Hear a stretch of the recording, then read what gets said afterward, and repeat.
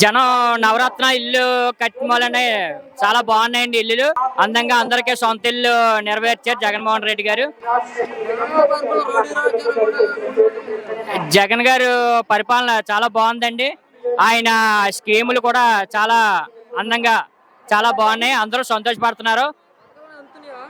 ఆ, అందరికీ అందరికీ కాపు నేస్తామని, రైతు భరోసా అని, ఇలాగా జగన్ అన్న తోడని అన్ని బాగానే అందుతున్నాయండి. అవన్నీ చంద్రబాబు నాయుడు హయాంలో చూసాము, ఏమీ లేవు. ఇవన్నీ ఇప్పుడు ఎదురుగుండా కనబడుతున్నాయి. అన్ని చూసి జగన్మోహన్ రెడ్డి గారు మొత్తం చాలా బాగా చూశారు. చంద్రబాబు నాయుడు ఏం చేయలేదు. జగన్ గారి హయాంలో జగన్ గారే చేశారు. జగన్ గారు చూసి నవరత్న ఇల్లు ఇలా ఎవరు కట్టలేదు. ఈ డిస్కో ఇల్లు అన్నారు, అవి ఇంకా కూలిపోయేలా ఉన్నాయి. ఈ బ్రహ్మాండంగా ఈ నవరత్నాలు ఎవరి కాళ్ళు సపరేట్ గా ఇల్లు కట్టి బాగా చేశారు.